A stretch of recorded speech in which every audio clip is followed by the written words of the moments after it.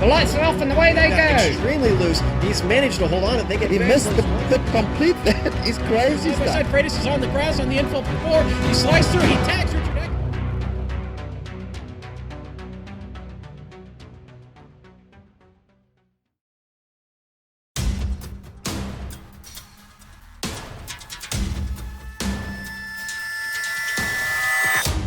What does LionHeart mean? They line up 33 strong in his name. The drivers will compete on the most grueling road and oval tracks iRacing has to offer. And they all strive for one goal, to become champion. We'll witness which driver can push their car to the limit and find victory lane. You're watching the premier American Open Wheel Series on iRacing. The LionHeart IndyCar Series presented by Overdrive Graphics starts now.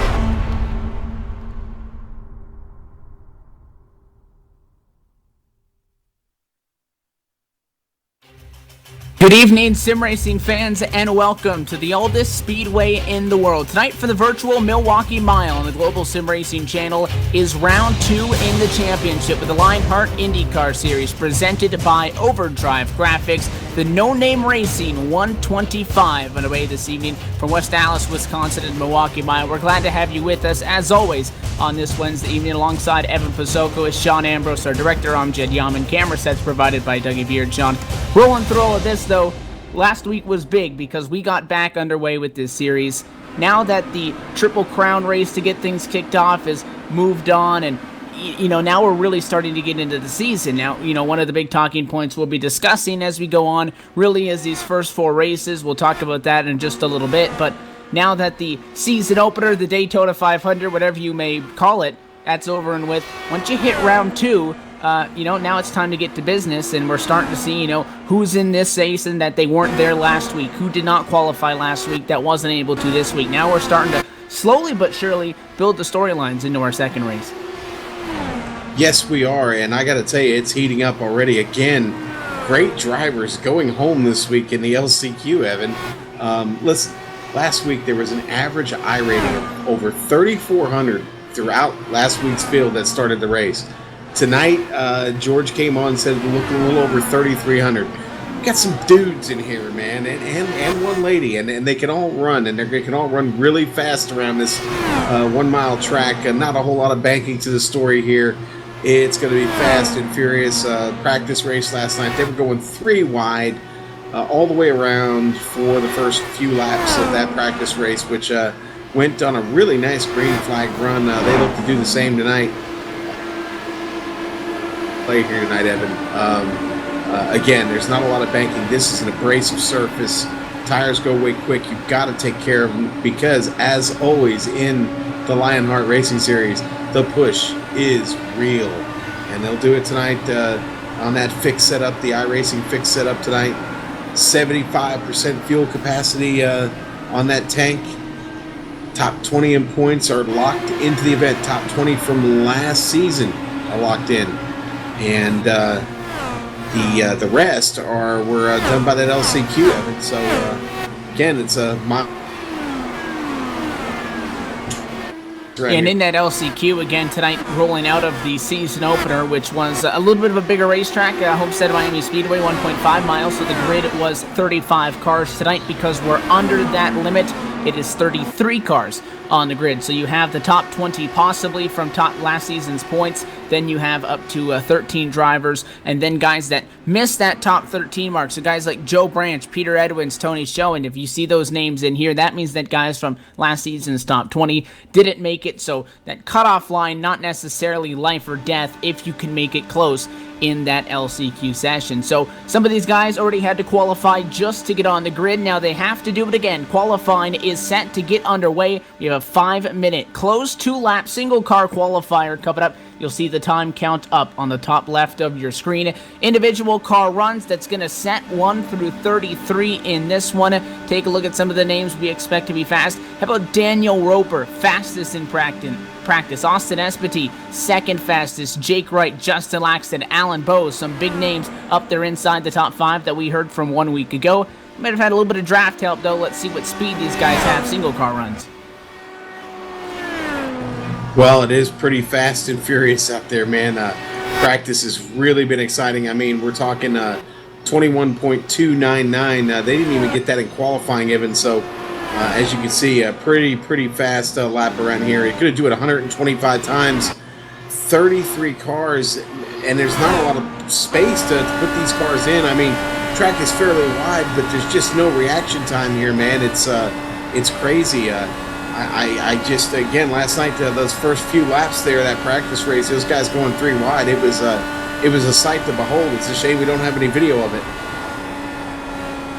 So we look into this race. We told you that last week at the virtual homestead of Miami Speedway that the previous season's winner there was Big Joe Hasser. We don't have a statistic to throw at you tonight because this is the debut of the virtual Milwaukee Mile with the LionHeart IndyCar Series presented by Overdrive Graphics. So coming in not necessarily blind because, as you've been talking about, and as we'll see every single week, practice races the night before, a lot of practice sessions pretty much all week, but a lot of practice time available to these drivers today alone, hours of it, to try to fine-tune these race cars, try to figure out what you need to go. So, again, you're going into America's legendary oval, as this racetrack is known. You've talked about how unique of a racetrack this is, how flat it is. It's a mile in length, but, 9.25 degrees of banking.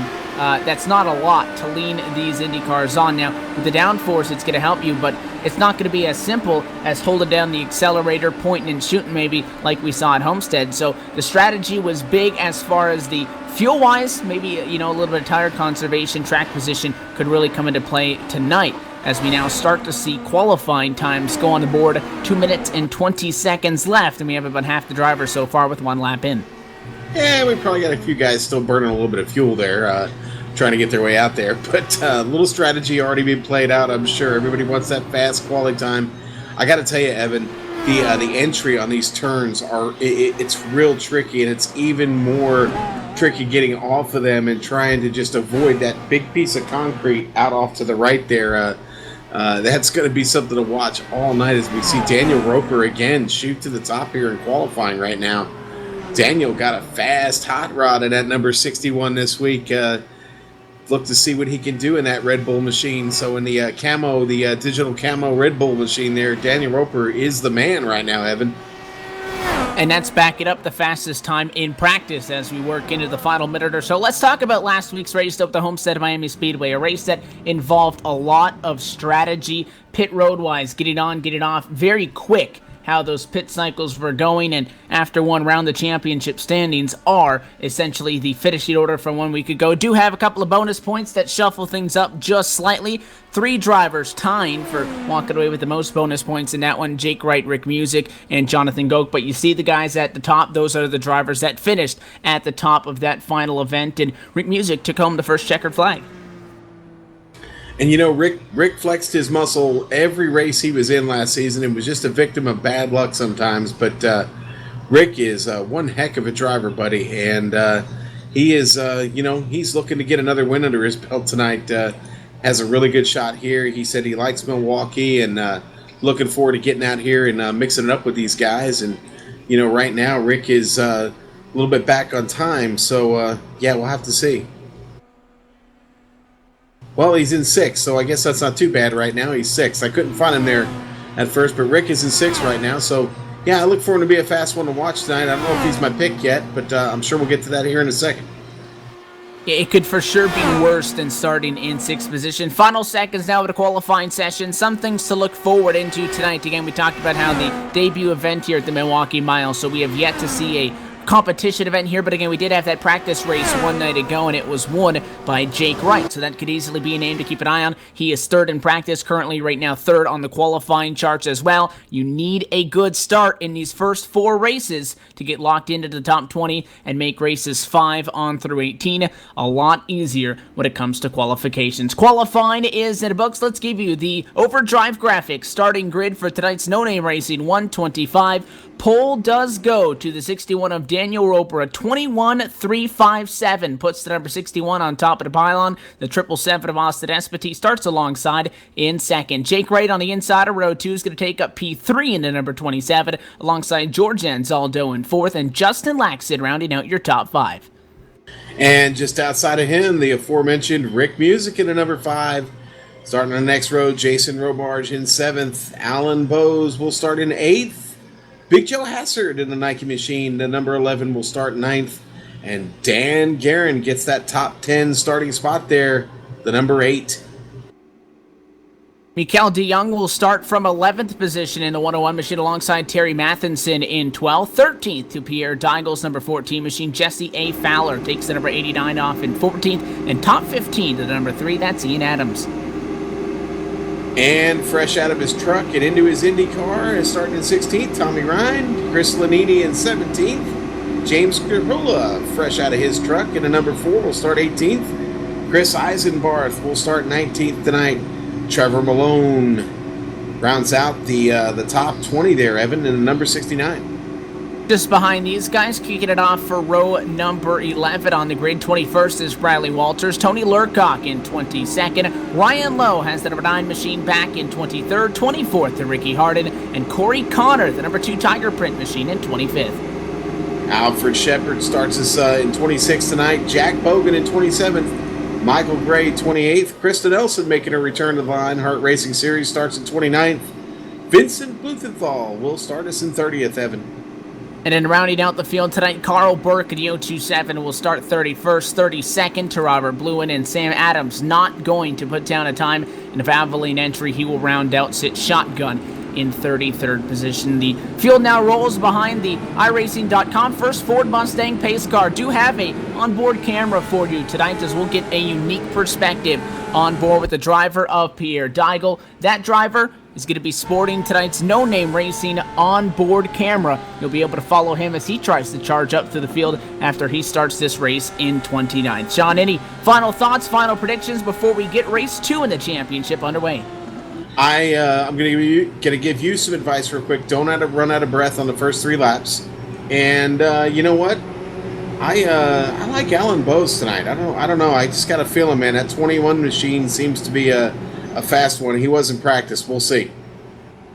These restarts and the drop of the initial green flag going to be for sure very exciting tonight. We're glad to have you with us on the Global Sim Racing channel for our coverage of the No Name Racing 125. Pace car down and away. Daniel Roper already on the loud pedal. Green flag flies, and we race down to quarter 1 at the virtual Milwaukee Mile. This race is underway and is presented by Overdrive Graphics. Top 3, 4 single file out. 5th, 7th, right about there on back. Very chaotic down the back.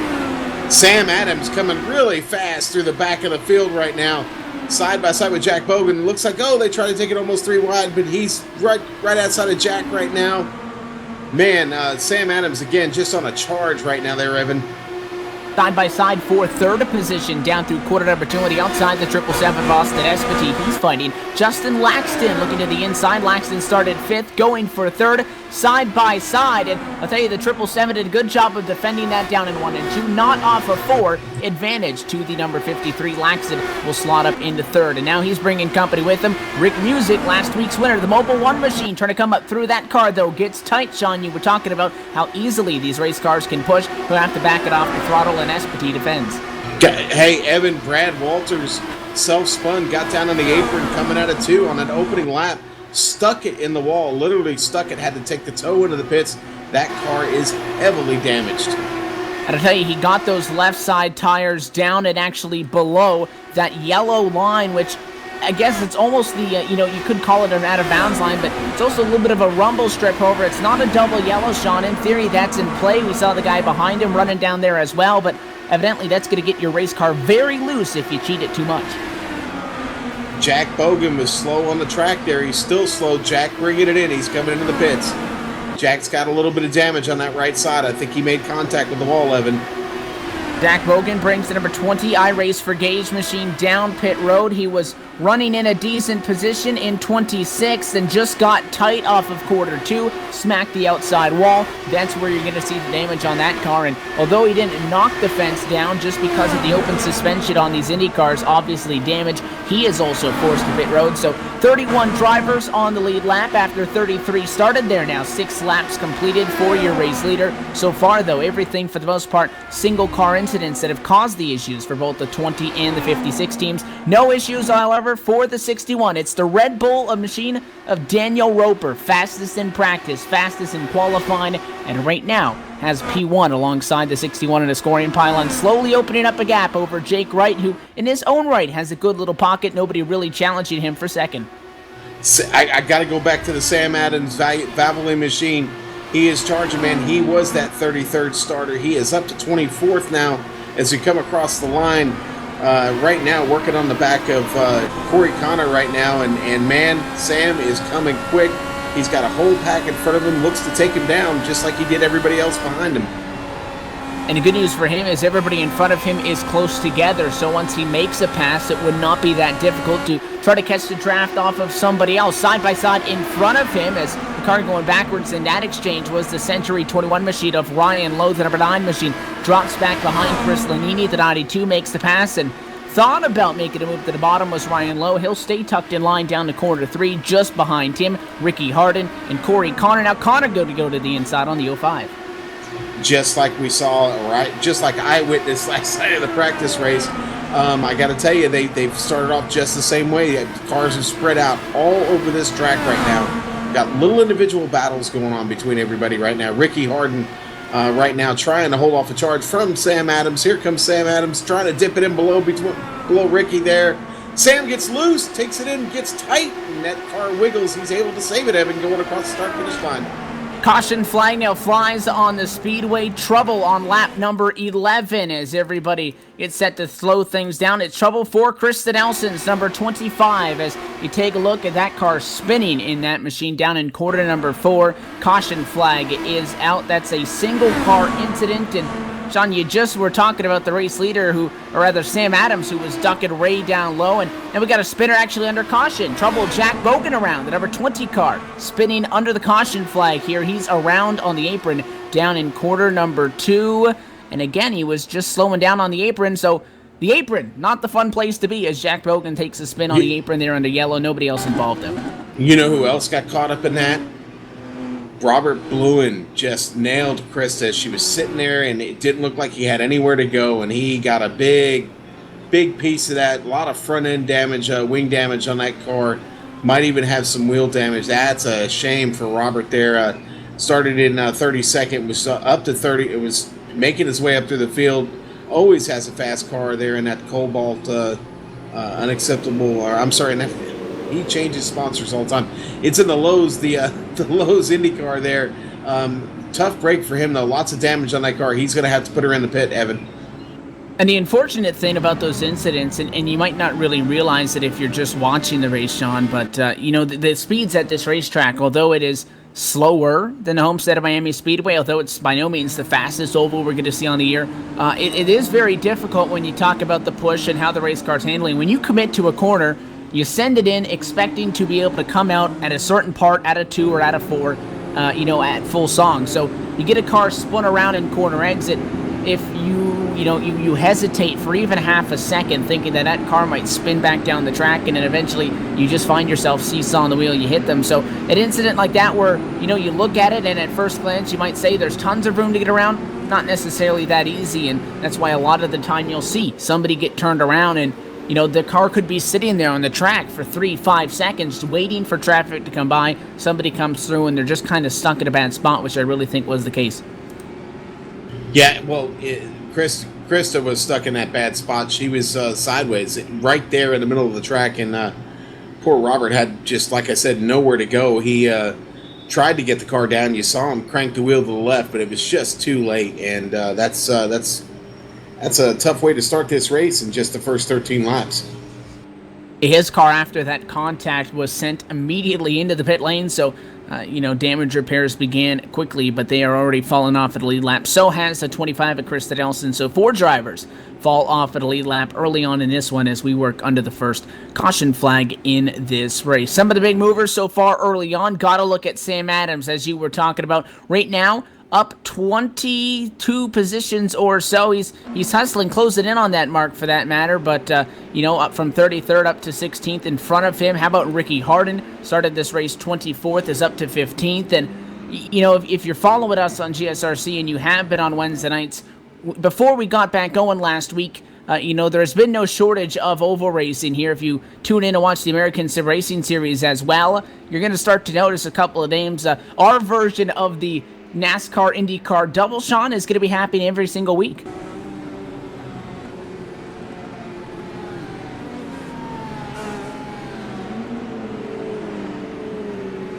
And many of those drivers had to get into that LCQ that we were talking about just earlier on in the night here.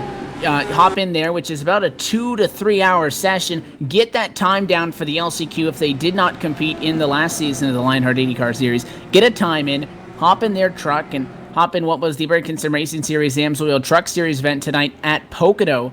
Hop into that race, compete, and then really immediately after that one, those races are time set so these guys can go hop into the IndyCar. So a lot of guys busy tonight. The pace car is down and away, though. How about a restart? Single file at a quarter number 4. Green flag flies. We race back down to quarter number 1. In big trouble in the back of the pack on the front straightaway. Caution flag immediately out in this one as trouble on the restart. Strikes early, and the yellow right back out immediately. We're going to show you the replay on this one. It was James Krahula in 23rd for unacceptable racing.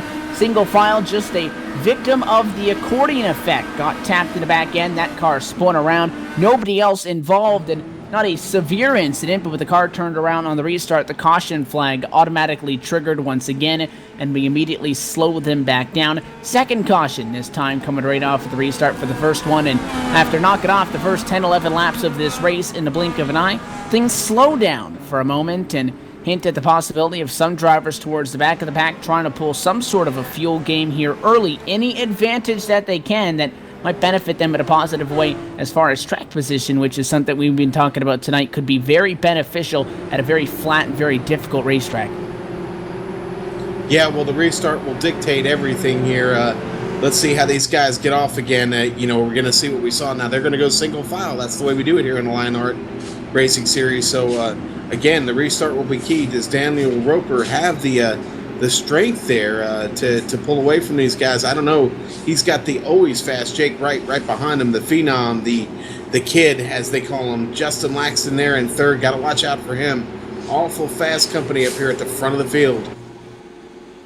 We've been talking about the double: Jesse Fowler, Ricky Harden, James Krahula, and Tommy Ryan, just the names that are involved in that tonight. And we'll let you know who's going double duty every single night here on Wednesday nights. Of course, there'll be a couple of them when we were talking about some of those drivers that had good finishes last week, about what it's like doing both races. They were very quick, Sean, to mention the Wednesday nights where they don't have both, because I'm sure it's significantly easier. But to go from not only just a car with fenders to an open wheel race car, but trucks at Pocono to Indy cars at Milwaukee, and make the transition like that, hop right in from one race into another. Not to mention that you had to qualify your Indy car, then race your truck, then get into the Indy car race.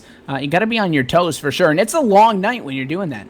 Yeah, and the truth is, and I've heard this from the guys, they're learning this car. This is not a car that they have regularly driven in iRacing. They're all still really learning it, and listen, they're hot shoes in the truck, and they're starting to catch up. The learning curve is shortening up for these guys, so definitely better watch for the ASRS guys week in, week out.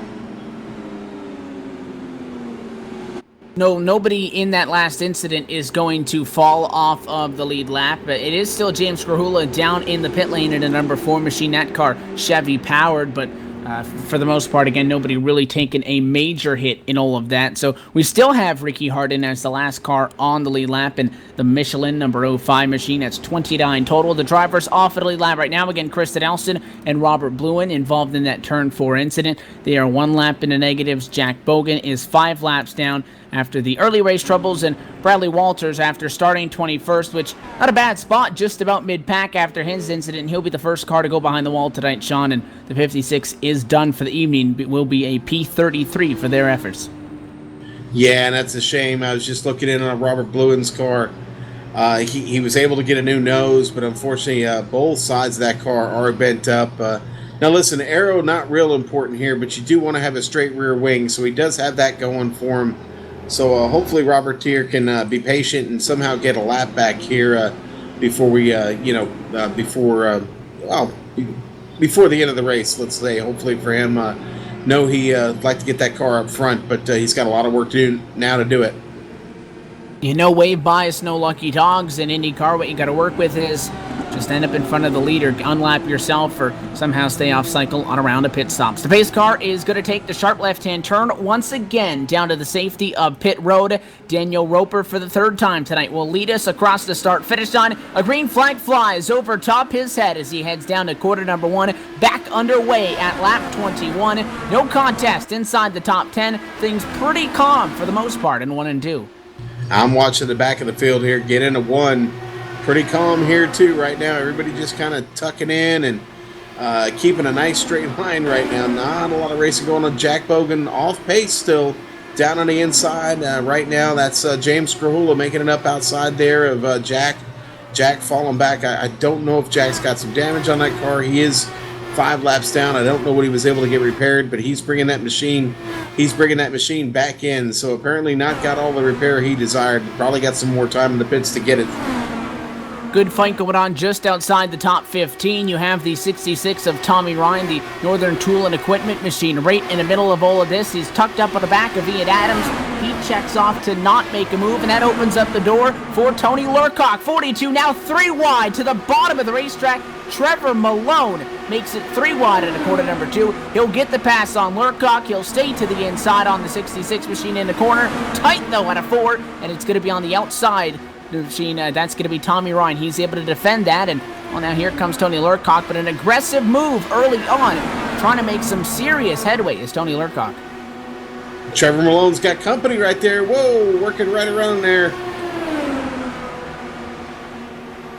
Down to the bottom of the racetrack went that number 9 machine. He's got help as well. The 2 of Corey Connor, just as that machine tucks up to the outside of the racetrack. Corey Connor sticks a nose to the inside, thinks about it, not quite there, and cutting that line off will be Ryan Lowe, who's trying to slowly pick his way through. But again, once you get 3-4 cars, one of them starts swapping positions, they're always going to try to pounce on it. And Trevor Malone on the outside, we've seen the outside work for some tonight, not going to be the case in this one as Connor gets clear on the bottom. Well, we talked about Jack Bogan. He's got the iRace for Gauge machine back on the track, but man, he is slow right now. Darren Guerin just had a lot of trouble getting around. Jack's telling everybody he's staying up in the high side, but man, these guys are running so fast. There's just no safe spot for him right now. I hope Jack can get that car either in or back under power at some point. And you see him slow on the outside of the racetrack, so Chuck Eisenbarth down to the inside, Michael Gray to the bottom, both of those drivers getting through. How about this battle again, right at about P17, down the back straightaway. It is up on the high side. Tony Lurcock, look out down low. Ryan Lowe trying to make something work, doesn't quite get that. Now contact behind them, Corey Connor. Trevor Malone gets into the back end of that 2 car. Very minor contact in quarter 4. There was a puff of smoke, though. They all keep them pointed the right direction. Does not appear to be any major damage to those cars. But again, Sean, a case of Trevor Malone going to the bottom, that car getting tight, and you can let off the gas, you can hit the brakes all you want. You just got to hope that it doesn't slide up and hit the guy. Pretty, helpless position that those guys get in there once it really starts pushing. Watching Jesse Fowler right now, trying to work on George Anzaldo, not able to get there right yet. George actually doing a pretty good job. Started in 4th, got shuffled back a little bit, but George still having a pretty good run right now. He's got a nice line around this track, looks really comfortable in the car, and Jesse Fowler just not able to close the gap right yet. He's got those other cars there working right behind him, Sam Adams and Terry Matheson, and they're working together doing a little bit of drafting, but again, right now we are seeing Fowler make his way to George, starting to close that gap a little bit, but not quite enough coming off the turn. Those drivers fighting it for right now, 12th and 13th on the racetrack. Good fight going on for 7th through 9th position. Joe Hassert in the number 11 machine, up 2 spots from the start of the race in 7th right now. He is under attack by Dan Guerin on the bottom of the racetrack. The Sinclair Tractors number 8 machine trying to make a move, thought better of it as he peeked to the inside, didn't quite have the track position he needed, jumps back up to the top side. He got 3 drivers, you see, very close there. They're going to work around the 48 on the outside of the racetrack. That's a lap car, affects the corner exit just a little bit for Joe Hassert, opens up the door for Dan Guerin. Now contact 3 wide as Mikael de Jong really taking advantage of that one, shoots the 101 up the middle, and they touched, but again, no incident. They keep on going, and although they nearly just put each other in the fence, Sean, doesn't mean they're going to back off. The next time they go right back at it down into the corner. DeYoung on the outside of Alan Bowes. Yeah, and as we go on the no-name racing, Pierre Daigle machine there, the number 14, greatest number in racing history, by the way, in all of sports, the number 14. But anyway, that's me. And Pierre is making a solid run right now, closing in on these guys, competing for that 10th place spot. He's got a lot of work to do, but they're not giving up easy. And Pierre trying to get around DeYoung and Alan Bowes right now in that Cheez-It machine. Pierre's strong, man. He's going to be there. Pierre, a former Indianapolis 500 winner here on the iRacing server, so I know he knows how to manage a fairly flat track. And he's got a great view of the battle between Alan Bowes and Michael DeYoung. Coming to quarter number 2, it's the Cheez-It machine on the outside. Bowes back into the top 10 where he started this. It's DeYoung who started in 11, so right on the cusp of that's going to be able to make the pass, and he'll jump up now one more spot, go to single digits in the Taylor Swift IndyCar down to quarter number 1, bright baby blue and white machine as he sails it up. And you can see they cheat that yellow curbing down into quarter number 1, swing wide off, and then when you head down into quarter number 3, the entry a little bit different. They hit their layer. That's Michael Gray is off the track, in the wall, coming off the turn, self-spin, no yellow flag right now. Mike was coming off the turn there and just got loose, coming off low there at the turn, and self-spins it, but unfortunately, nobody else gets into him. He's able to save that car. Little bit of damage there on the left front. I'm probably going to have to bring it in. And we were just talking about how the leaders were ducking low into corner 1, swinging way wide. It was Michael Gray who was on the bottom of it too wide, so he couldn't let that car drift up the hill as much as he wanted, and the Ford EcoBoost powered 888 machine ended up in the fence. Not all that bad damage, all things considered. He's still out there on track, but is obviously going to be a little bit off pace, and he would like to see a caution flag to be able to come down, get that car fixed, and get back out there at a competitive rate. Daniel Roper, still your race leader, about 40 laps into this no-name racing 125. The 61 car is about 1.1 seconds right now in front of Jake Wright, and he's slowly been increasing that, but he's got an interesting fight between some lap machines here in front of him. He'll have to try to navigate Michael Gray and Kristen Nelson. Both race cars that are damaged may not be handling all that well, and they're side by side in front of your race leader. Look at that, 3 wide to the bottom goes Daniel Roper. What a move by Roper, man. He just slung it down there low as he could go, and now almost makes contact there. Wow, that was pretty close. Michael Gray almost having contact there with Roper, with our leader, and man, that's Jake Wright. Yeah, and Jake Wright now working in this mix too, getting to the bumper. Hey, that slowed Roper down enough. Jake's got it to him. Jake's going to try and make a move on him, Evan. I was going to say Daniel Roper should milk that 1.1 second gap, and it looked like he wasn't with the aggressive move to the bottom, but I mean, really it killed him a lot of time because he really had to let off the corner. You saw that Michael Gray's machine really checked up for him. If that was a lead lap battle, may not have been the case. And now Justin Laxton flying through, splits the gap 3-1 in the Overdrive Graphics number 53 machine. He still sits in third, but very quickly a 1.1 second gap got down to 2/10, but Roper got into the clean air just a little bit quicker than Jake Wright got clear. The gap back up to half a second. 5/10 though is pushing it, John. If you're the driver of that 27 and you want to catch up, you can't let them get any further or that draft's going to be broken.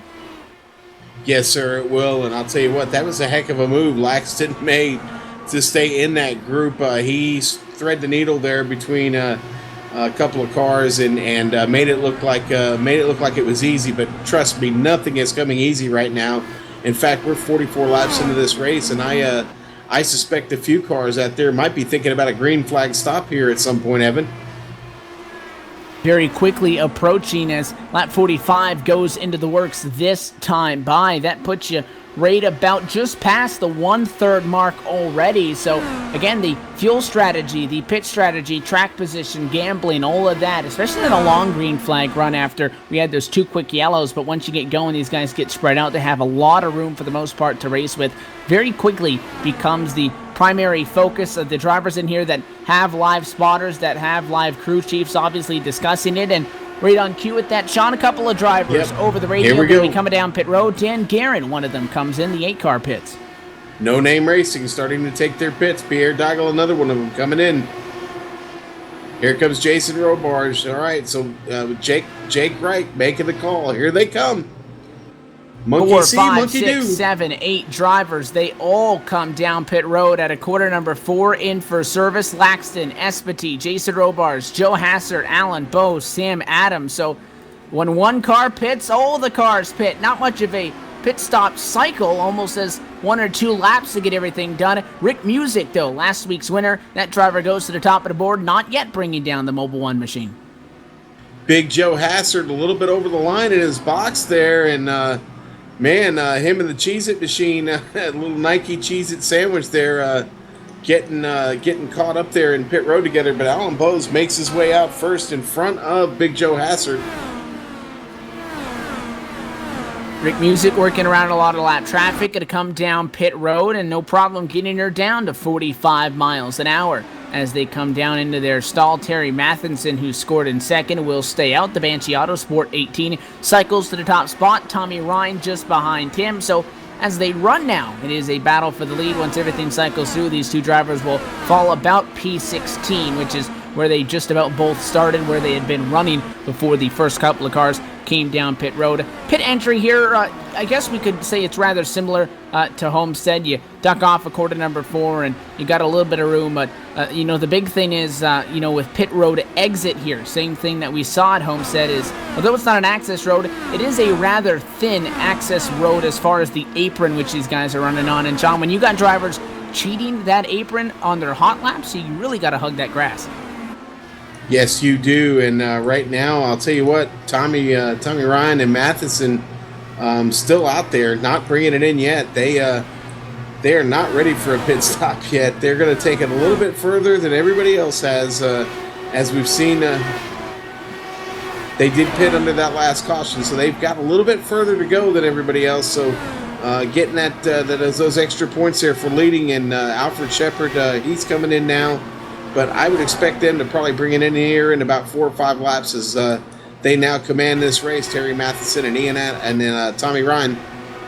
And you look at names like Ian Adams, Corey Connor, Ryan Lowe, Chris Lanini, Hardin, Eisenbarth, Rahula, Burke, just some of the other names who have yet to come down pit road. At the moment, looks like the top 10 still yet to come down. Not for the first time tonight, because again, we did mention that some of these guys took the opportunity under those 2 caution flags, come down, top off, get some fresh, Firestone tires on these machines, and they can go a little bit further. The question is that a strategy call that can make them cut this race instead of a 1/3, 1/3, and 1/3 on a 2-stop strategy, try to make it to halfway? I wouldn't bet on it unless they can get a couple of cautions, but, for a guy that's starting in 25th, 23rd, 24th, if you're a Corey Connor, a Ryan Lowe, or a Ricky Hardin, Sean, somebody who may not have the sheer speed to just drive that car up into the top 5, maybe not the biggest fans of the virtual Milwaukee Mile, why not try to take some sort of a gamble at it? Yeah, why not? I mean, you have really nothing to lose. And listen, it's really important for these guys, these guys that are having an LCQ every week right now, it's really important for them to get good finishes because, if they can't get themselves up there in the points and we get outside of that first 4 races, that's just not a life I want to live, having a LCQ every week. You're looking for some security. You want a good run. Terry Matheson right now doing that job. Tommy Ryan not far behind him. Those two looking to make their name here in the LionHeart Racing Series in the early stages of this race. And it's still that Banshee Autosport 18 up front, leading laps in this no-name race in 125 after starting in 12th. The 48 car on and now back off of the pit lane. So things continue to cycle through. A big, though, surge. Everybody coming down, and now a big gap until you see all these guys that have already completed service are going to come down and obviously make that the second stop for them and try to make it again just a little bit further on fuel as they go. Daniel Roper, who was your race leader, just by about 4/10 over Jake Wright when they came down pit road. That gap is now between 10th and 11th, and it's about a 1.5 advantage to the 61 over the 27. Assuming that everything stays green and cycles through, it would be those 2 drivers that would find themselves back to the top, and we reset, go right back at it yet again for pit stops. Looks like Ian Adams going to be coming down pit road. The team nailed it. Number 3 car, a little bit close to the barrels. That's something we saw a lot last week at Homestead, Miami. He comes in from 3rd. Yes, and I reminded those gentlemen, the barrels hurt, okay? Stay away from the barrels. Chris Lanini, loose off of 2, really bad, man. He almost lost it, gathered it up. Chris Lanini there was trying to get inside of Nelson. Nelson high up top, staying out of the way, but Lanini almost ended his own race right there, coming off of 2.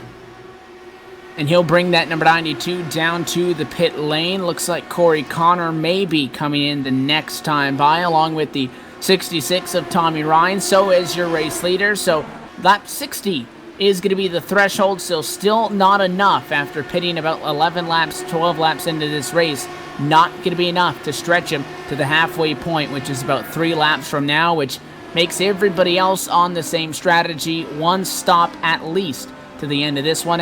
It was a good effort, right thought process, but it doesn't look like cutting the pit stops by 1 as far as coming down early. Not necessarily going to work for them. Corey Connor now comes down pit road. He'll give up the lead, and again, once one of them pit, they all pit. And Ryan Lowe right now, the Century 21 number 9 machine, goes to the top of the board. Started this race in 23rd, sits first right now, still yet to come down, and they're going to be bringing it down for service this time in 3 and 4. He is stretching that fuel load for sure. Got to be pretty close there, and gets it in really smooth. No problems there for Ryan Lowe. Looks like he's on the limiter and got traffic in behind him there. That's the Jack Bogan machine also coming in. And, yeah, Lowe getting in clean and hopefully has a good stop there. But lots of racing going on. It looks like we're just about to the end of that cycle on pit stops, and Danny Roper, as they come back around, is going to be the leader of your race again here, Evan.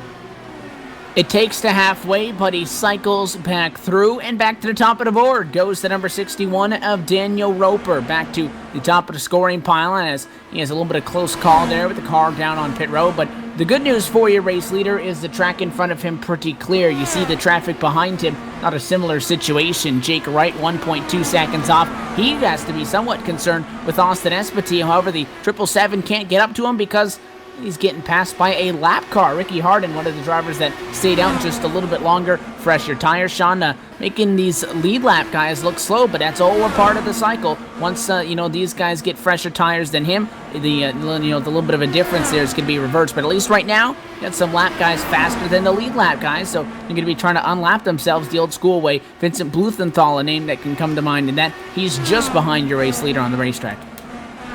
Evan, I had a feeling this race would play out like this, man. We're going to see... one in the wall down the back. Daniel Roper is in the wall, or he said a car is in the wall. I'm sorry, it's not him. Jesse Fowler, trouble for the 89. That was right in front of, by the way, Daniel Roper, who was your race leader. Down on the bottom of the racetrack was Fowler. The car just got loose and, got sideways, but overcorrected. And right there you see plowing the outside wall and really just kind of gets stuck in it all the way down the back straightaway. And there was so much traffic down low, he could not just pull down to the left and actually bring it into the pits. And because he had to come to a stop, now the caution is going to be thrown from the control tower. So we do have a caution flag. Full course yellow, slowing things down right after the pit stop, Sean.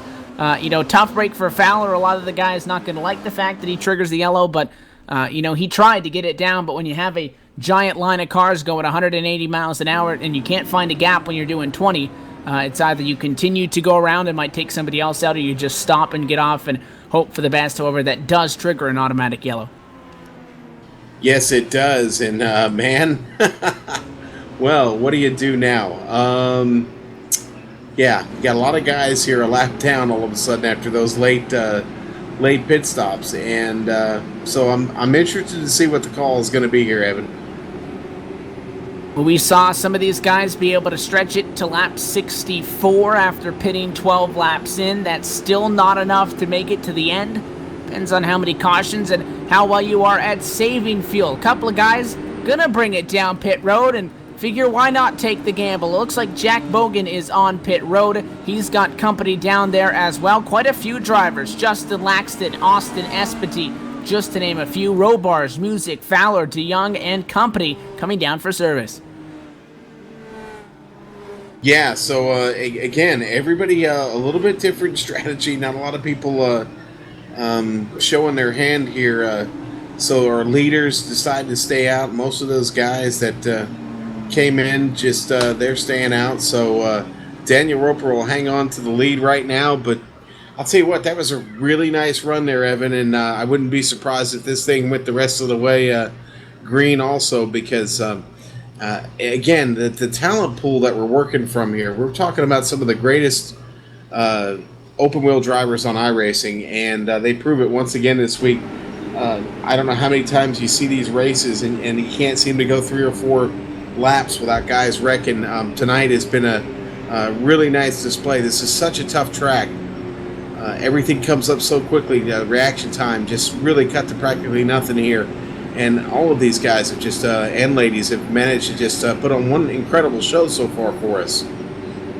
Yeah, for those that are on the sim and they know about the way iRating works and how difficult it is to maintain that sometimes in the official series, in order to be in this series, you have to have minimum 1,800 plus iRating and an A-class license. But the average, I'll call it the average iRating or so for the top 5 1 week ago was right around 4,000, 4,100. So these guys definitely know what they're doing. Not only did we talk about the guys coming over from ASRS pulling the double that aren't all that experienced in these Indy cars, a couple of big names as well in here we talked about from last week. Big names in the NASCAR iRacing.com Pro Series, the NASCAR Peak Antifreeze Series, Alan Bowe, Ryan Lowe, some of the names to mention in that regard. They've raced Indy cars, they race them on the sim, but it's not their primary vehicle, so, to toss some guys out in here with that iRating, though, they have so much time on the sim. It's something we talked about last week a lot, Sean. They have so much time that it's pretty easy for these guys to adapt, and you can see, because they're running top 5, top 10 out of guys that run the official IndyCar Series. You've mentioned many times guys that have won, IndyCar Series points championships on the service, that have won Indianapolis 500s on the service as well. Yeah, and we talk about some of these guys who have over 50,000 laps in official events on iRacing. That's just staggering to think of, to be really honest with you. I can't think in my life I've done anything 50,000 times, more or less turned 50,000 laps.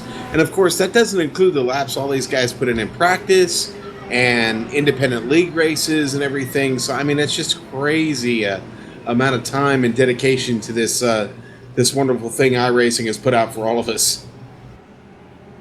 And we're going to keep things nice and tight. Go back, green flag racing. The pace car going to get down and out of the way. Daniel Roper, 61, yet again, going to be in control of the field. Has some of the pace car ducks down to the green flag flies. He's not wasting any time. Back underway at the virtual Milwaukee Mile. The No Name Racing 125 is back green, and now into the second half of this event. Laps are going to start winding down. Good fight, though, from third on back, and it's held right now by Corey Connor up on the high side. Look out for Alfred Shepard. The lead lappers go to the bottom. No issue there, but they're really tightly packed down to 3. Hey, I'll tell you what, Trevor Malone and Pierre Daigle having quite a battle there on the opening lap. Trevor gets around him, and then Pierre takes it right back, and now Pierre gets himself right around, gets right past Terry Matheson, makes quick work of Terry Matheson. Matheson not giving up. And you look on board with Pierre Daigle riding on with the No Name Racing onboard camera tonight. You take a look back. He completes that pass on the machine of Terry Matheson, that time in quarter number 4. That driver going to try to get back up to him, but look how quickly things have separated for 1 and 2. Daniel Roper took control of this field on green flag. 3.6 seconds, Sean. That's the biggest gap that he's had all night over Ian Adams. And then from Ian Adams on back, it's the closest that we've seen all night long, with 3 cars within a second, 4 cars within a second or so. Look at a fight right now down to quarter 1, the 777 of Austin Espity. He fights with, on the outside lane, Chuck Eisenbarth, who, although it's a lap car, affecting how that machine runs and how he can get up to Jake Wright, who's fallen to 5th position. I say fallen to 5th for a guy that's been running top 3 all night long. Definitely trying to get that 27 back up to the podium, though. Roper, a guy who didn't even make the field last week, wasn't even here, comes in and just takes the field by storm, man. Where did this man come from? He is just tearing it up right now. Ian Adams, we talked about it. He is now close to almost 4 seconds behind him now. Just an incredible drive by Roper. He's really got that machine hooked up, and Connor now working on Ian Adams, not able to do anything with him yet, but Corey Connor is a fast one. Got to watch out for the Tiger.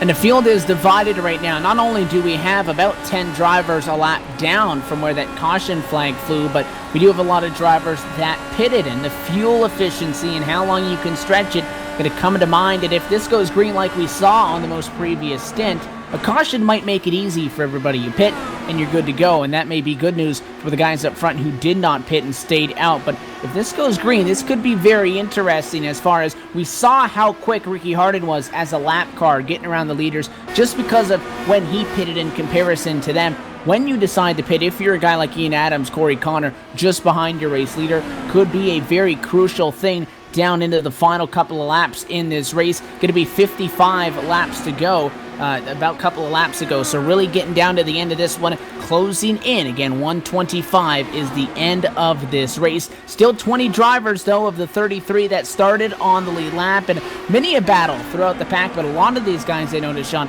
still trying to work around some lap cars, something you don't typically see right off of the restart. Looks like a couple of those guys, though, were just getting off the pit lane, didn't quite get caught up, and it's keeping our leaders busy.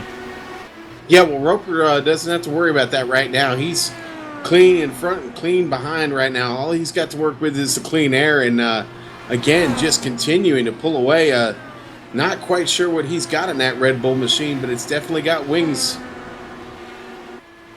I see what you did there, and we're going to go with it. I like it. It's the Red Bull 61 up front. A little bit of a different paint scheme, though, as far as, if Red Bull's concerned, a little bit more of an abstract design on that 61, but it is flying, and it's flying up on some more lap traffic. Robert Bluen going to stay on the outside. No challenge there. He goes down to the bottom, and thanks to driver, the 48, for giving him the preferred lane down through 3 and 4, so he'll be able to go. And I mean, I don't know if he took something else off, if he shaved off those wings to gain some speed, John, but 5.7 seconds now in front of Ian Adams. That's 2 seconds further away than what it was 10 laps ago, and it's 4 seconds further than the gap that he had for the whole first half of the race. Yeah, and actually that paint scheme, if I remember correctly, Evan, that is from the preseason, the Red Bull, the Formula One preseason paint scheme that they ran on the Red Bulls during testing in the offseason. Well, you take a good look as that car, as it cycles at a quarter number 2, and I'm sure he likes the view. That is clean track in front of him. No immediate challenges to the back. If he's passing somebody, they're going the other direction, but he's about a straightaway good until he would catch up to the next driver, Chris Nelson, who's in quarter number 2. So smooth sailing for your race leader at the moment. The battle, though, for third on back continues to be an interesting one. You look at the names in this: Ian Adams, Corey Connor, Ryan Lowe. Those 3 drivers started no better than 15th position. Now they're in the top 5. Just scrolling back through the field here, I mean, we've got everybody just so competitive right now. I mean, these cars are just a few car lengths away from each other, but really spread out and being patient right now. We see Alfred Shepard trying to make a move on Eisenbarth, gets up to him, and guess what? I think the push got real. He had to get out of it a little bit there, Evan.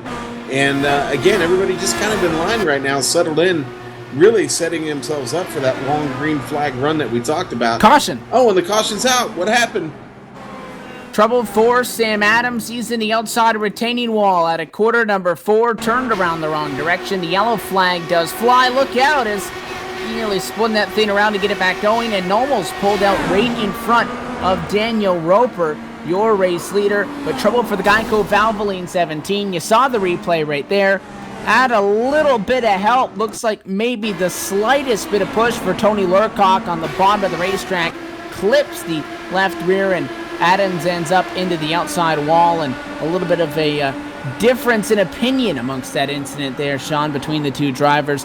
Sam Adams was quite down tight on the 42, and Tony Lurcock not all that happy about that, although the 42 gets the better end of that deal. Yeah, and that car was heavily damaged, so don't know if he'll be able to get it back out. Probably going to have a lot of repair there, but that was a tough hit and knocked the nose clean off it. So you're taking a look at pit road. Daniel Roper comes down along with Ian Adams, Corey Connor, Ryan Lowe, Jake Wright, Espetizen, Laxton, Robarge, the first driver to stay out in the Rainbow Warrior-inspired number 79 machine. This car was last on pit road at lap 70, which was that last caution flag in this one. So, Sean, here's what we're going to see. The guys that stayed out and stayed up front, they pit now. We know they're good. the guys that pitted on the last caution might need a couple more yellow flags and a couple more caution flag laps to save fuel if they want to make it. But what makes this exciting now is the fastest cars all race are now in the middle of the pack. Yes, they are, and Vincent Blumenthal being one of them there in that Penske machine, number 72. He is going to cycle around. I think he will be our leader, and interesting little group there. Fast drivers. Robert Bluen, after having trouble early, finds himself in the mix. He's still 4 laps down, so still going to be tough for him to get a nice finish in this race, but he will be in that mix. Oh, here they come. They've decided to come in, actually. And Ricky Harden stays out. So Ricky decided to stay out. Now, he was one of those guys who came in late, so not hurting himself by staying out there. He's got plenty left to go, but still can't help but to think he's going to need a pit stop before it's all said and done with. So excluding, these lap guys, you have Ricky Harden, who, again, the only way to gain a lap back is this. You stay out when the leaders pit, or you somehow get in front of them under green flag conditions, hope for a yellow. You see he is in between your race leaders and a pace car. They will get a wave by, but this does not put them in a position to, I guess, compete for the top 5, race for the win, because they'll be back in 20th. They're not going to be able to make it on fuel, I don't think. So, they need another yellow for sure. The names that are going to be getting a lap back include 20th through 23rd, Ricky Harden, Chris Lanini, James Krahula, and Carl Burke. The only change up front, the only driver that stayed out and then stayed out the second time around and didn't drop down and play it safe was Jason Robards, because behind him you have Daniel Roper, Ian Adams, Corey Connor, Ryan Lowe, and Jake Wright. Those 5 drivers now the top 6. The 79 is the only driver trying to stretch that fuel about 55 laps total distance if he wants to be able to have enough to the end. Yeah, and, again, we're going to see how this all plays out. A lot to be gained here in the second race of the season. Yeah, there's 18 of them, but race 2 just as important as any of the 18. A new track for the series, and putting on one heck of a show tonight. Really been an exciting race. Who's going to win this thing? Can Roper get back there to the front and continue to do what he's done? Guess we're about to find out. Another little interesting thing about Roper there running the number 61. That is the number of famous NASCAR modified champion Richie Evans, who's going to be, believe, inducted into the NASCAR Hall of Fame this year. And as we go back, green flag racing, not going to be an easy opportunity for the 61. As the green flag drops it again, Daniel Roper, second in the standings, third on track. He's got to work around Michael Gray, a lap car. That's going to hold him up at a 2, and that's great news if you're Jason Robards. Robards off to a nice quick start there. Knows he's got to open it up there. He's done a really good job. He's shot out of a cannon, man. Left everybody behind. Oh, close call there. Ian Adams following Daniel Roper through and just about came up over the nose of Michael Gray. Both those drivers checked up and swerved away from each other. Luckily, they avoid contact. It looked like Ian Adams, though, had to run the challenge to Daniel Roper. Because of that, that's going to check that machine up. Not going to happen. He has to sit in third for the moment. And now that 888 goes high, gets well out of the way. Here comes Corey Connor with a big run on Adams. Not, though, going to make a move. Takes a look to the outside, tries to arc it in. But again, we're seeing these guys, they have the run. But if you don't have enough to get a nose there, entering way on the bottom on a racetrack with just 9 degrees of banking, probably not going to work. That's how we've seen a lot of these guys get really, really tight center off and drift up into other guys. So a smart move for Corey Connor, although it's late, to play it safe, stay in fourth and try to regroup, I guess, and take another shot at Ian Adams. Top 2, though, they get clear of all the distractions. 1.2 seconds as you look down the back straightaway from Jason Robards back to Daniel Roper, although the biggest concern may be that fuel cell of the 79 car. Oh, got a battle going on back here for 14th place. Pierre Deigel holding it down, but just behind him you got Dan Garrett and Trevor Malone fighting. They're coming up on the cars now of Vincent Blumenthal and Tony Lurkart. Big Joe Hassard up in that mix. Man, that is some battle going on right there for 11th, 12th, 13th, 14th, all the way back to 16th place, man. Trevor Malone right there, tucked to the inside, right in behind Ian Adams right there. I'm sorry, right in behind, oh, geez, I forget who he's behind. But anyway, I'm sorry there, Evan. I lost track of everybody, but that is some battle going on right there in the middle of the field. It is 3 green race cars fighting together, so I'll give you that. Pierre Deigel is the driver in the middle of that. Dan Guerin just in front, and Trevor Malone, as you said, cycles in behind him. He'll have to settle 16th at the moment, just in front of Vincent Blumenthal, Tommy Ryan. They fight just behind them as well, but Joe Hassert making a little bit of a late race resurgence, trying to move forward. Nothing going on inside the top 10 as far as guys within a couple of tenths or so of each other, unless you look at the guys like Justin Laxton, Alan Bowes, and even throw Austin Espety into the mix as well. The 777, 53-21. These drivers right now run 7th through 9th respectively with 27 laps to go, and they're pretty tight down 1 and 2. Had a little contact between Daigle and Dan Guerin right there. They're fighting out. We had a car up in the wall back there. Can't see who it is. It might be Trevor Malone, actually. Somebody got up into the Michael fence Gray there, now troubled. The race center machine is into the inside wall. That driver now out of this race. So it may have been that machine that you saw. He got into the outside wall going into corner 1, which is something that you don't always see, and he kind of rode the wall all the way down and came down at a corner 2, hit the inside wall. He was done, but because of the lack of bankage on these guys are really trying to enter high, and then they dunk down low really late, and Michael Gray just didn't, I guess, give enough room to where the safer barrier jumps out. The car got stuck there, and you know, if you get into the wall on this sim, it's very difficult to get it off, and when you hit the inside wall, he just, Alt F4 out of this one. He's done, and he'll take a tow to the pit lane. Tough break, again, just like that, much like we were talking about last week with a driver that was running in 2nd.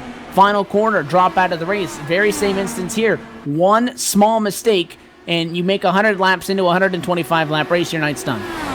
Yeah, and Dan Guerin had to make an evasive move to avoid Michael there on that, so Dan Guerin, who I was confusing with Ian Adams' green car.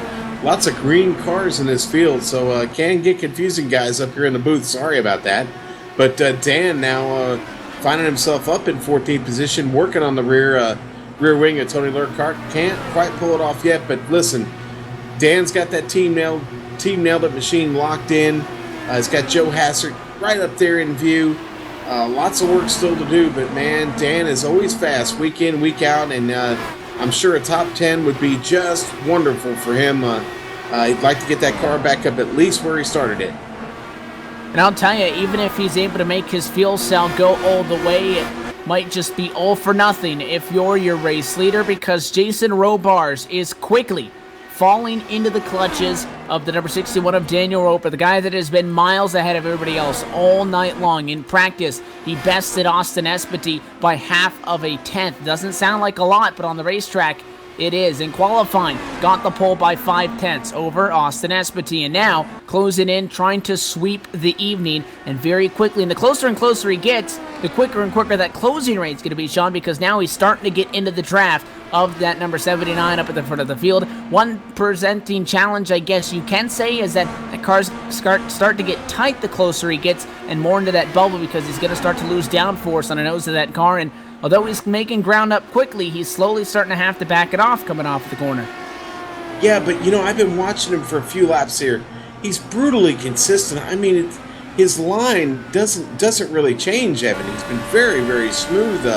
Yeah, he's having to back off the turns just a little bit, but he has really just got a really, really nice line around this track. Seems to be real favorable for his style, and again, showing the muscle here for most of this race. Now Robar's having to fight a little bit of traffic car coming into pits right there. Question is, how much of a fight for the top spot does Jason Robars put on for the number 61 car? Do have another driver, though, that's going to end the night a little bit early. Sam Adams joins the likes of Bradley Walters, Jack Bogan, and Jesse Fowler. He's the 4th driver to end this race early. Michael Gray is not on the racetrack, but he's still on pit road. He could be the 5th driver that you can chalk up as a DNF in this one, but here comes the Jaws music. 4 tenths of a second between the 79 and the 61. No doubt that he'll get to him, but again, the question still arises, how hard would it be for him to get around Robars, and can Robars again still even make it? Because trying to stretch that field longer than what we had seen anybody run tonight, including the guys that we called stretching it as far as they could. The guys that pitted early tried to make it to halfway, weren't able to do so. I still feel like that 79's not going to be able to make it, and something that we talked about last week at Homestead is on this fuel strategy, there's a point where you can stay out and try to milk it and then run short, pit at the end, and it'll be a lot more costly than if you just take the pill and swallow it, pit early, and just try to make up ground at the end. So a lot going on, I'm sure, on the radio with the 79 team. Plus, he's got some lap traffic to work through. Yeah, and Carl Burke just coming back up on the track. He had side to by take side pit for the stop. lead now. Yes, They'll they go are. at it. That lap traffic, I'll tell you, Sean, Chris Nelson was on the outside of quarter 4, and that was a really bad spot for Jason Robars. And now that Daniel Roper was able to get to the inside and no challenge, the driver that was second at the stripe going to go back to the top of the board. And we've talked about lap cars all night long. Just a tough break for Jason Robars, and back to the lead in this race, down to 13 laps to go. It is now once again Daniel Roper leading the No Name Racing 125. Yep, right back to where he really enjoyed most of this race in the early stages, and I guess everybody right now has got their work cut out for him to catch him. And Robar's going to come down pit road as well. He loses the top spot, and he'll accept it, come down pit road. He'll top it off on fuel. Will fall at least one lap into the negatives as he completes his service, and the valiant effort for that driver going to come home short as the 79 car, after starting in 7th, his shot for a win not going to happen. He'll fall to at least outside of the top 20. We now get to a point, it's going to be 10 laps to go this next time by, Sean. 2.8 seconds from Daniel Roper to Ian Adams.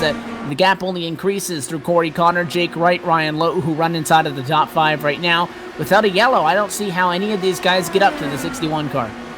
Nah, he's proven all night to be the man to beat, and just put on a clinic, really. And again, it's that line. If you watch it, he's just hits the same mark in every turn, and seems to just glide around this track. Nobody seems to be able to keep up with him, and not really being here next week. This is our first exposure to him, and if this is what the rest of the LionHeart series has to look forward to, Daniel Roper is making a name for himself real quick tonight.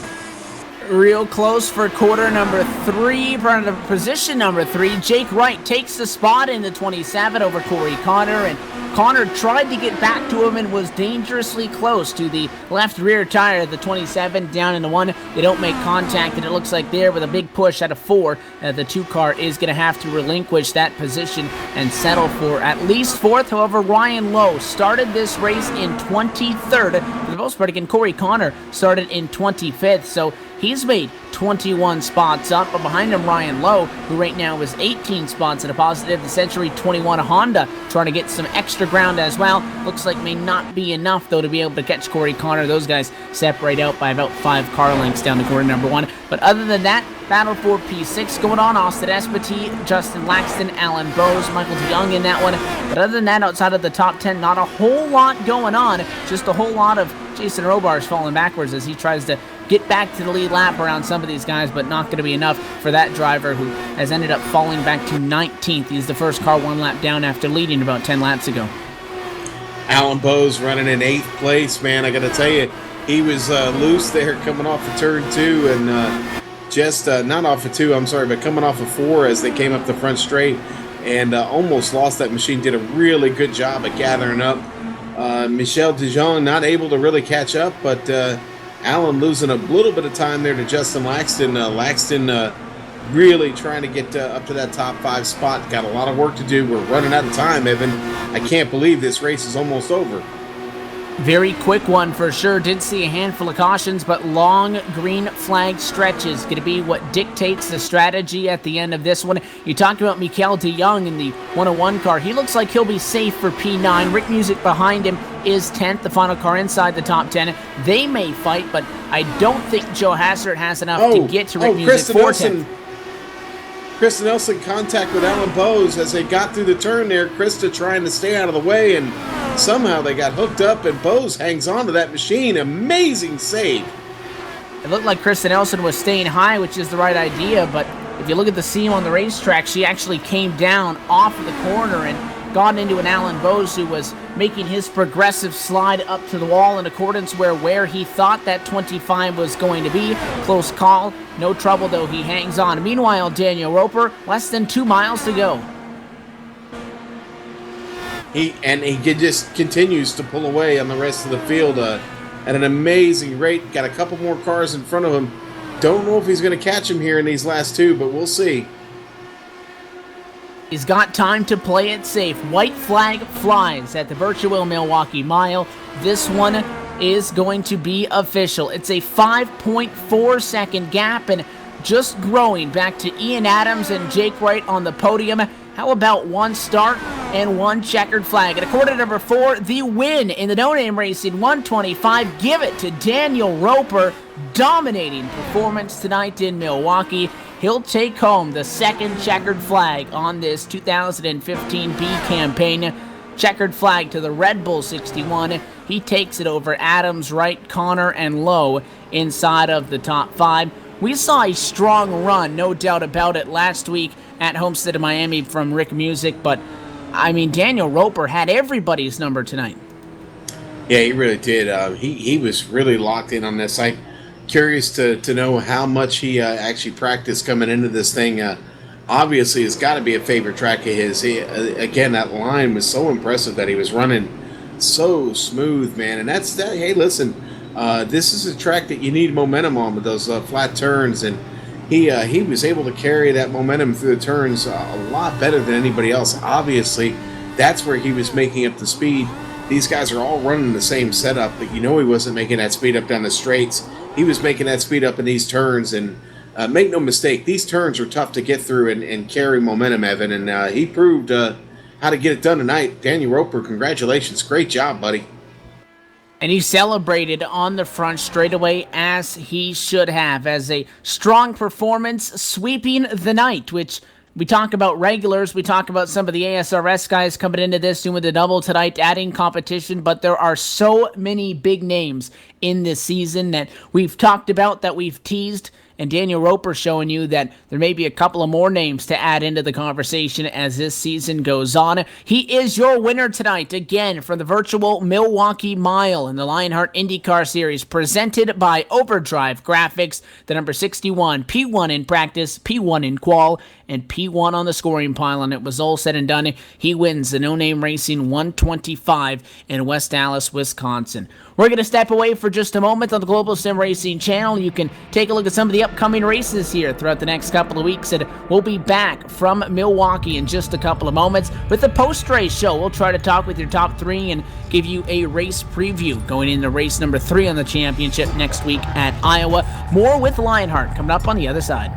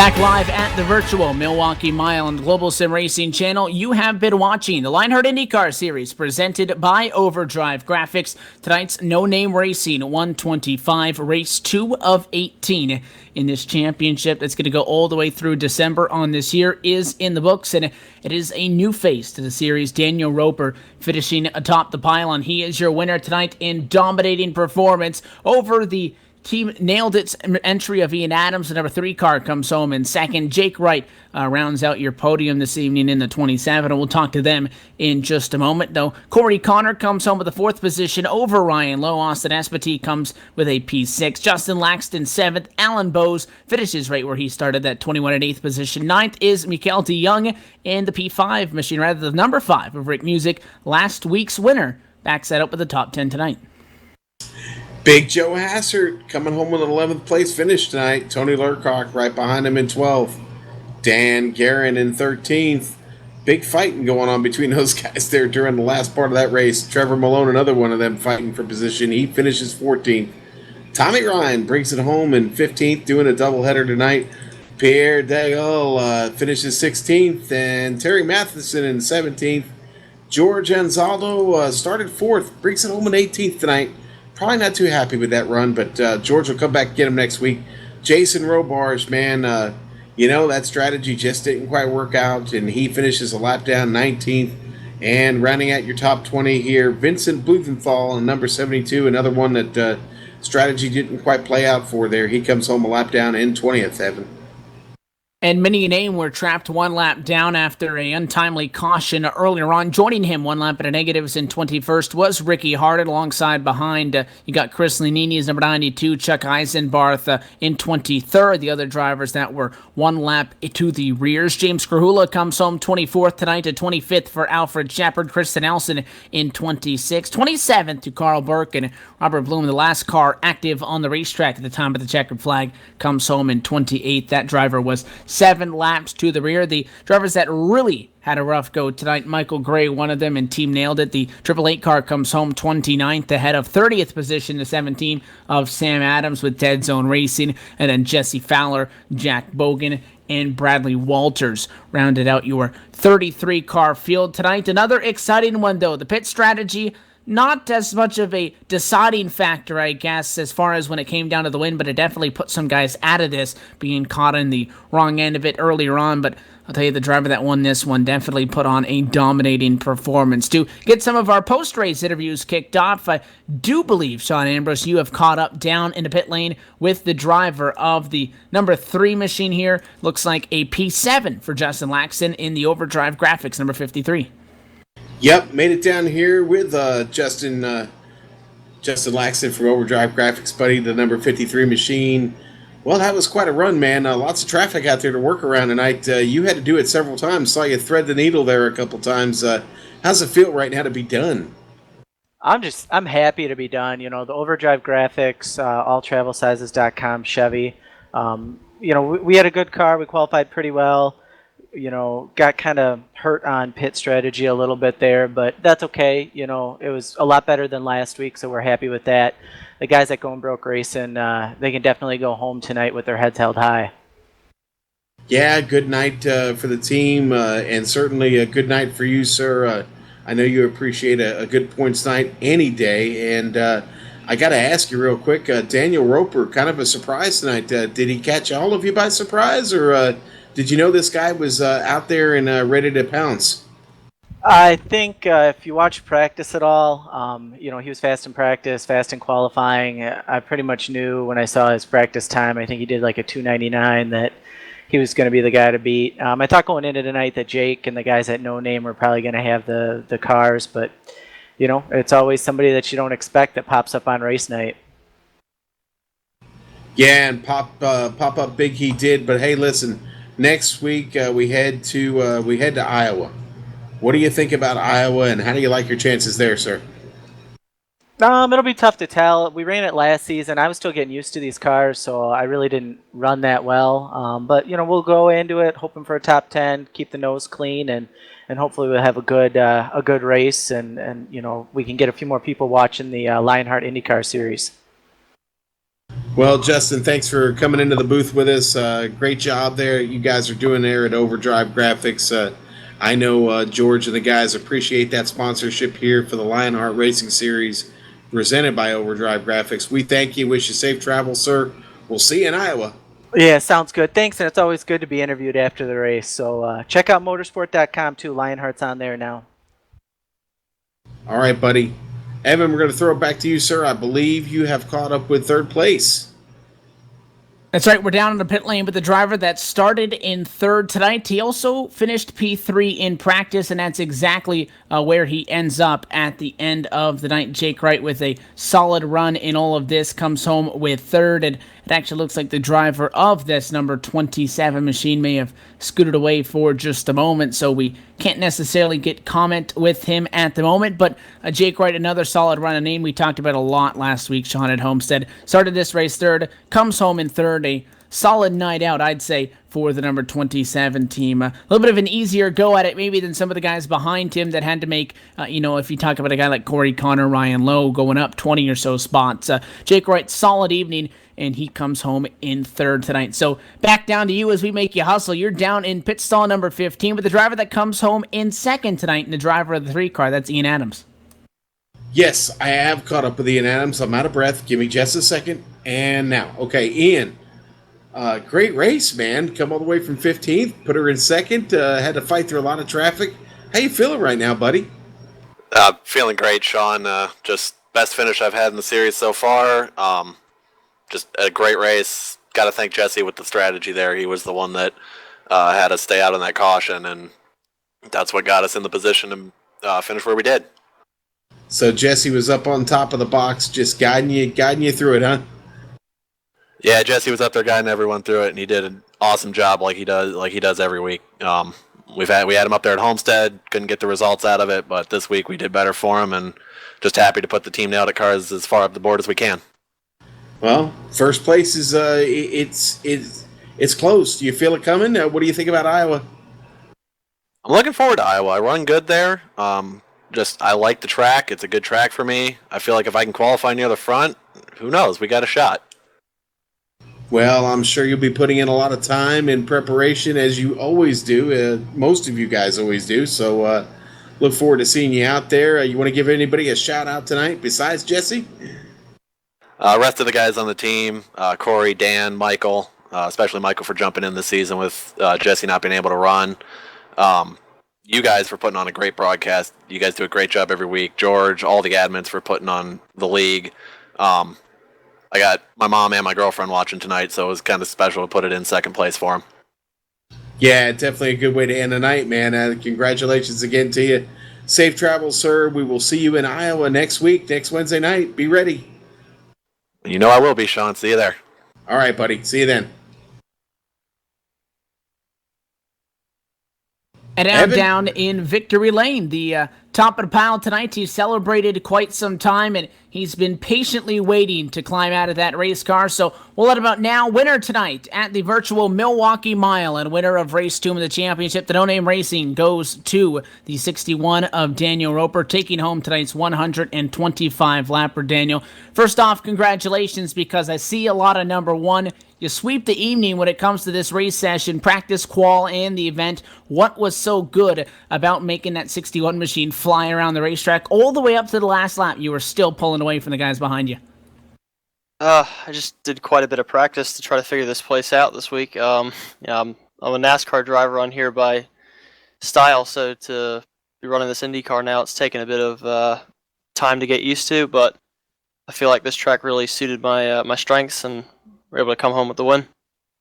We saw a little bit of possible pit strategy there coming down to the end of this one. Really at the end, you had Jason Robarge, who was in front of you. Maybe wouldn't have even mattered if he was able to make it as far as going down to the end there, even if he was able to stretch his fuel, because you put the pass on him after he got caught behind some lap traffic, you left him. But, we saw that a couple of times tonight. An early caution, some drivers came down and pitted, tried to stretch it a little bit further, and that last caution flag gave you guys the opportunity to pit, make sure everything was good. He was the only one that stayed out and did not go at that strategy. So, playing it safe may have been the best call for the 61. Did having the sheer speed give you guys maybe that advantage that you didn't have to try to gamble like some of the other guys did?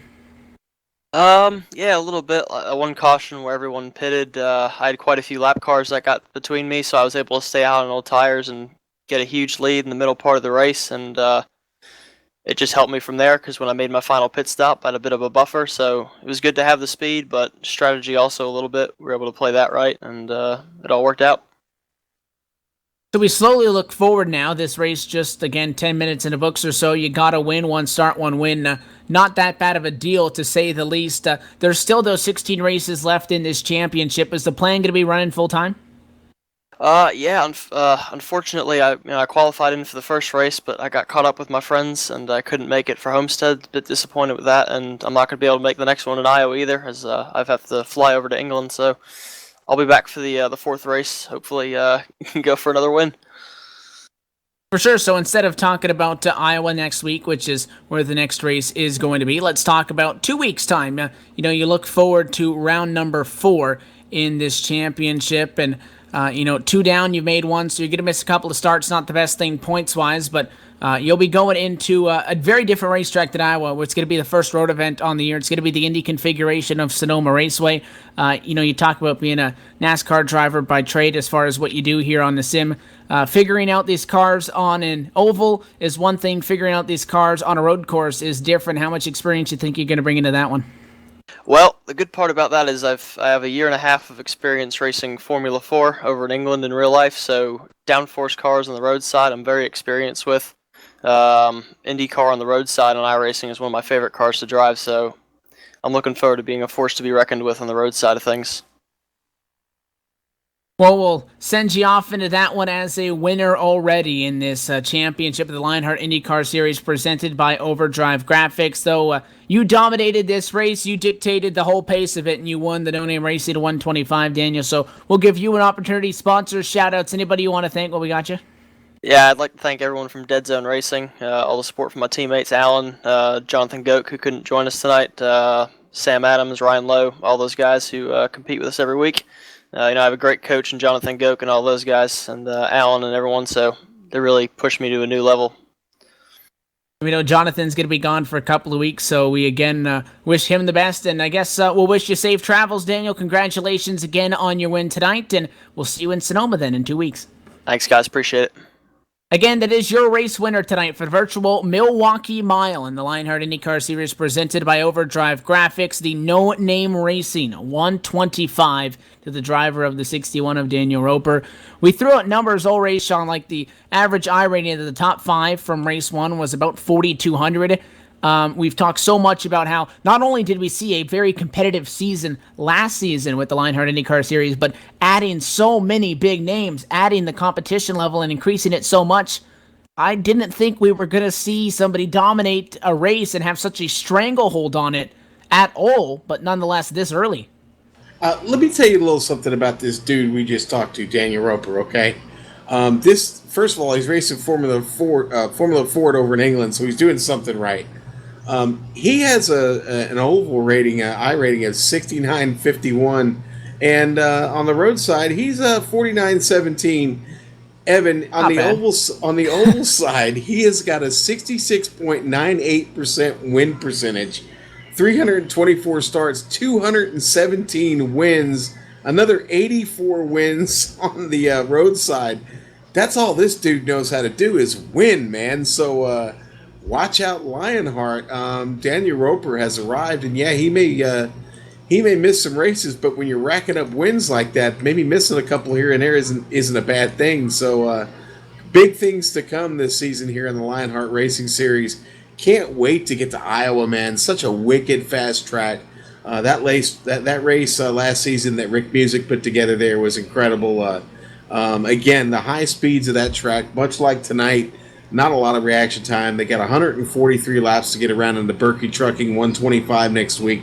Tough turns to get through there as well. Lots of speed, and we know now lots of fast drivers. So the field gets a break next week as our race winner won't be there. But trust me, all the other fast guys will be there, and we're going to see another great one next week in Iowa. The question now becomes, we talk about all these fast names who, may miss a couple of weeks here, which, I feel if you miss too many no doubt you're going to be out of this championship. But I mean, Sean, do you feel like you can get some of these guys who can miss a race and still be there in the championship at the end of it all? Or, are you thinking it's going to take being here every single race so your points races are the best of the best as far as you get everything you can out of them? Or can we see a guy that misses a week or two possibly end up on top at the end? Well, I think we can, and I'll tell you what's even more important is everybody who was locked in from the top 20 last season, you better show up these next 2 races, and you better get some quality runs in, because if you don't, you're going to be fighting with all these new people that have come in and have finished well. You're going to be fighting hard to make races. Yeah, you definitely don't want to find yourself on the wrong side of that LCQ for sure. And you're seeing a lot of the names from last season because, again, you mentioned that the top 20 from the last season's championship standings for Season 2, those are the names that are locked in. But in 2 weeks' time, so after Sonoma, which comes following Iowa next weekend, it's going to be the top 20 from this one. So, you look at the top 10, you look at the top 20, you see a lot of names who are regulars, but guys like Ryan Lowe coming into this, Alan Bose, Mikael DeYoung, there's so many of them, Tommy Ryan, the ASRS guys as well. The storylines are in abundance. Yeah, they are. And, they've already posted the driver's standings.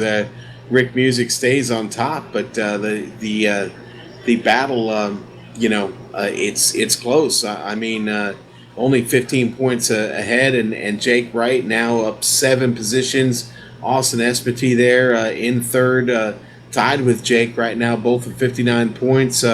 Rick pulls off a good enough run to hold on to the lead, but won't be there for long. So right now, several of these new guys up Daniel Roper up to 4th place with that win tonight. So that's 4th place in the championship points. So obviously missing that first race, if you're winning, not that big a deal. Ryan Lowe up 6 points tonight.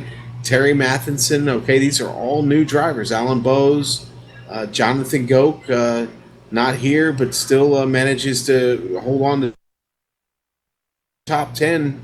And half of them are new drivers in this league. So again, the importance of making these next 2 races for the rest of the series from last year, everybody that was locked in, they got to show up. They got to have good runs, and man, it's going to be tough with some of the talent out there. You're going to need a little bit of luck too. Luck never hurt anybody.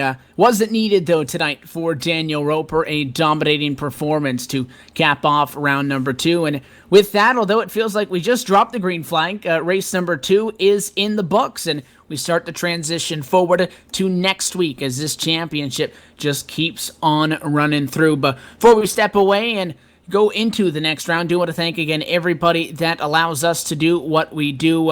Everybody behind the scenes, not only iRacing.com, but XSplit, Audio Technica, and Aver Media USA for providing us with the necessary equipment to bring these races to you live every Wednesday night. Do need to thank everybody at LionHeart, as always, George Anzaldo, Joe Hassert, Justin Laxton, Tony Lurcock.